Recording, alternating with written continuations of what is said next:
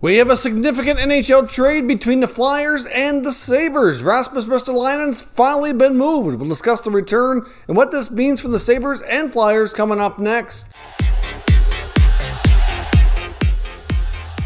So welcome back to another video here at Top Shelf Hockey. As I mentioned, we have a pretty huge trade that just went down between the Buffalo Sabres and the Philadelphia Flyers. The first domino has fallen in the land of the Sabres here as they look to reshape this team and move some unhappy players that would like fresh starts. They finally have traded defenseman Rasmus Ristolainen to the Philadelphia Flyers. In exchange, they get defenseman Robert Hagg, who only has 1 year left on his deal of $1.6 million. They also get another 2021 first-round pick, which is the 14th overall selection in tonight's draft, which is essentially the 13th pick, given the fact that pick 11 belongs to the Coyotes, which is forfeited. So they'll have the basically 13th choice in tonight's draft, and they also get a second-round pick in 2023, so 2 years down the road. So this is an incredible haul for Ristolainen and Kevin Adams. He did a great job in this case. So to me, you're not going to get much better than that. I mean, the rumored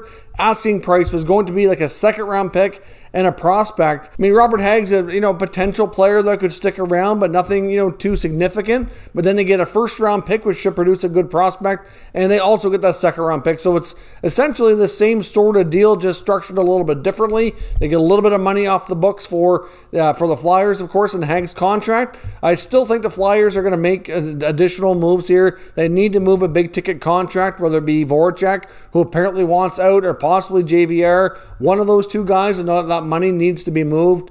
So we'll see what Chuck Fletcher continues to do here for the Flyers, but certainly they knew their blue line was a major issue for them last year. They're starting to rebuild that blue line. Of course, they already got Ryan Ellis, and now they get Ristolainen. So the right side of that blue line suddenly looks a lot different now. So it'll be interesting to see what else they do. I don't think the Flyers are done dealing. As I mentioned, now the Sabres are probably just getting started, but with setting that kind of return on Ristolainen, you have to think that the asking prices we've been hearing about guys like Reinhart and Eichel are likely pretty accurate, and will other teams come and pay those prices? I guess we'll have to remain to be seen here. Lots of teams that have interest in both those guys have fairly high first-round picks tonight, so could the Buffalo Sabres end up with 3, maybe 4 first-rounders before this is said and done, and walk away with a good haul of prospects for the future? It is certainly possible, but it really boils down to what other teams are willing to pay. So let me know your thoughts on this trade down below in the comments. I'm sure it's the first of